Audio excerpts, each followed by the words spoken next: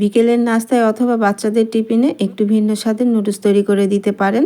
বাচ্চারা খুব মজা করে খেয়ে নেবে। কলিজা দিয়ে নুডলস তৈরি করেছি আজ আমি। আর বাচ্চারা অনেক সময় কলিজা খেতে চায় না, আর এভাবে নুডলসে কলিজা দিয়ে রান্না করে দিলে মজা করে খেয়ে নেবে। আর ছোট বড় সবাই কিন্তু মজা করে এই কলিজা দিয়ে নুডলসটি খেয়ে নেবে। খেতে কিন্তু খুবই মজা হয়। বিকালে কিন্তু চায়ের সাথে এরকম একটি নুডলস থাকলে মন্দ হয় না। চলুন তবে শুরু করি। প্রথমে আমি নুডলসগুলো সেদ্ধ করে নিচ্ছি, সেজন্য একটি পাত্রে আমি পর্যাপ্ত পরিমাণে পানি দিয়েছি। আর এখানে যে স্টিক নুডলসগুলো পাওয়া যায়, কেজি হিসেবে পাওয়া যায়, সেই নুডলসটা এখানে আমি দিয়েছি। আপনারা চাইলে যে কোনো ব্র্যান্ডের নুডলসটা ব্যবহার করতে পারেন। আর নুডলসটা খুব ভালো করে আমি সেদ্ধ করে নিয়েছি। আমি এখানে 80% সেদ্ধ করে নিয়েছি। আর নুডলসটা যাতে লেগে না যায় সেজন্য এখানে আমি 1 টেবিল চামচ রেগুলার রান্নার তেল দিয়েছি আর চিমটি পরিমাণ লবণ দিয়েছি। এভাবে নুডলসটা সেদ্ধ করে নেবেন। নুডলসটা কিন্তু খুব বেশি ঝরঝরে থাকে। নুডলসটা কিন্তু সেদ্ধ হয়ে গেছে। এখন আমি নুডলসটা উঠিয়ে নিচ্ছি। আর নুডলসটা উঠে সঙ্গে সঙ্গে ঠান্ডা পানি দিয়ে আমি ধুয়ে নেব। আর তাছাড়া নুডলসটা লেগে যাবে না। আমি কিন্তু নুডলসটা স্টিম করার সময় রেগুলার রান্নার তেল দিয়েছিলাম 1 টেবিল চামচের মতো। নুডলসগুলো উঠিয়ে আমি একটি ছাকনার মধ্যে রেখে দিয়েছি। এখন ঠান্ডা পানি দিয়ে উপর থেকে ঠান্ডা পানি দিয়ে আমি ধুয়ে নিচ্ছি, যাতে গরমের ভাবটা বের হয়ে যায়। তাছাড়া নুডলসটা বেশি সেদ্ধ হয়ে যাবে। আমি একটি চামচের সাহায্যে নেড়ে এভাবে ভাপটা বের করে দিচ্ছি, যাতে ভিতর থেকে ভাপটা বের হয়ে যায়। তাছাড়া নুডলসটা কিন্তু বেশি সেদ্ধ হয়ে যাবে বা দলা পেকে যাবে। এভাবে নেড়েচেড়ে আমি ভিতরের ভাপটা বের করে দিয়েছি। আপনারা চাইলে এভাবেও কিন্তু নর্মাল ফ্রিজে সংরক্ষণ করতে পারেন। যখন মন চাইবে নুডলসটা রান্না করে নিতে পারবেন। একটি ফ্রাই প্যানে আমি এখানে 3 টেবিল চামচের মতো রেগুলার রান্নার তেল দিয়েছি। আপনারা চাইলে এখানে অলিভ অয়েল দিয়ে অথবা বাটার দিয়েও কিন্তু এই নুডলসটা রান্না করতে পারেন। 2 টেবিল চামচের মতো রসুন কুচি দিয়েছি। রসুন কুচিটা একটু মিহি করে দিতে হবে। আর যেহেতু আজ আমি কলিজা দিয়ে নুডলসটা রান্না করছি, সেজন্য এখানে আমি রসুন কুচিটা ব্যবহার করেছি। হাফ কাপের মতো পেঁয়াজ কুচি দিয়েছি। রসুন আর পেঁয়াজটা একটু হালকা বাদামি করে ভেজে নিচ্ছি। পেঁয়াজ রসুনটা যখন একটু নরম হয়ে এসেছে, তখন আমি এখানে কলিজা দিয়ে দিচ্ছি। এই কলিজাগুলো আগে আমি শুধুমাত্র লবণ দিয়ে আমি সেদ্ধ করে নিয়েছি। ছোট ছোট টুকরো করে নিয়েছি। এখানে কিন্তু কোনো কিছুই দেওয়া যাবে না, সেদ্ধ করে নিতে হবে লবণ দিয়ে। কলিজাগুলো খুব ভালো করে সেদ্ধ হয়ে গেছে। এখন আমি এই পেঁয়াজ আর রসুনের সাথে কলিজাগুলো একটু ভেজে নিচ্ছি। আর কলিজা দিয়ে নুডলস রান্না করে দেখেন, খেতে কিন্তু অনেক বেশি মজা হয়। আর বাচ্চাদের জন্য খুব একটি হেলদি খাবার হবে এই নুডলস।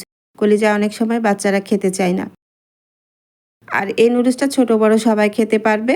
এখন আমি এখানে দিয়ে দিচ্ছি হাফ টেবিল চামচের মতো এখানে কালো গোলমরিচের গুঁড়ো দিয়েছি।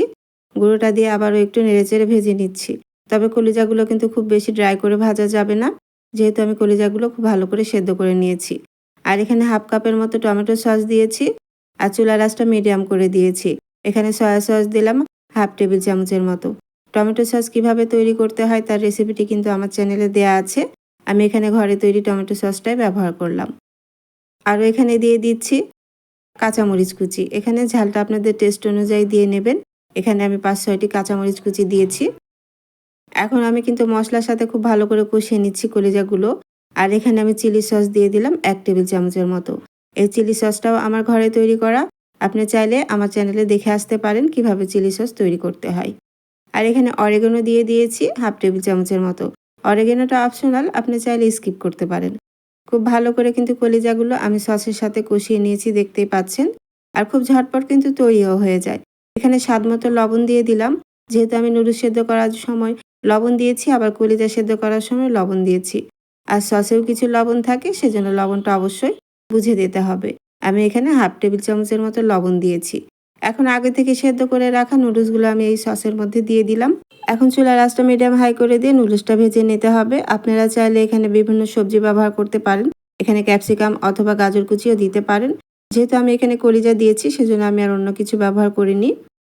এখন চুলার আঁচটা মিডিয়াম হাই করে দিয়ে আমি নুডলসটা খুব ভালো করে কলিজার সাথে মিশিয়ে নিচ্ছি আর এভাবে ভেজে নিচ্ছি। এখানে আমি ডিম দিয়ে দিলাম। একটি ডিম আমি লবণ দিয়ে শুধুমাত্র লবণ দিয়ে ভেজে নিয়েছিলাম। ভেজে এভাবে কুচি করে নিয়েছি। এখন ডিমটা এখানে দিয়ে দিলাম। ডিমটা অপশনাল, চাইলে স্কিপ করতে পারেন। আর এখানে দিয়ে দিচ্ছি ম্যাগি মশলা। 1 প্যাকেট ম্যাগি মশলা দিয়েছি এখানে আমি। হাফ টেবিল চামচের মতো চিলি ফ্লেক্স দিয়েছি। ঝালটা আপনাদের টেস্ট অনুযায়ী দিয়ে নেবেন। এখন কিন্তু চুলার আঁচটা মিডিয়াম রেখে নেড়েচেড়ে নামিয়ে নিতে হবে। ম্যাগি মশলা দেওয়ার পর আর খুব বেশি রান্না করা যাবে না, তাহলে কিন্তু ফ্লেভারটা কেটে যায়। ম্যাগি মশলাটা খুব ভালো করে আমি মিশিয়ে নিয়েছি। এখন কিন্তু আমি নুডলসটা নামিয়ে নেব। তৈরি হয়ে গেছে মজাদার কলিজা দিয়ে নুডলস। সবসময় একঘেয়েমি নুডলস খেতে ভালো লাগে না, একটু ভিন্নভাবে যদি আপনি তৈরি করে দেন, বাসার সবাই কিন্তু অনেক বেশি প্রশংসা করবে। আর খেতেও কিন্তু অনেক বেশি লোভনীয় হয়েছিল।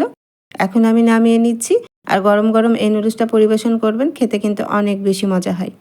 আজ আমি কিন্তু গরুর কলিজা দিয়ে এই নুডলসটি তৈরি করেছি, আর গরুর কলিজা দিয়েই কিন্তু এই নুডলসটা খেতে ভালো লাগে। নুডলসের রেসিপিটি যদি আপনাদের ভালো লেগে থাকে তাহলে আমার ইউটিউব চ্যানেলটি সাবস্ক্রাইব করে দেবেন ও পাশে থাকা বেল বাটনটি অন করে দেবেন।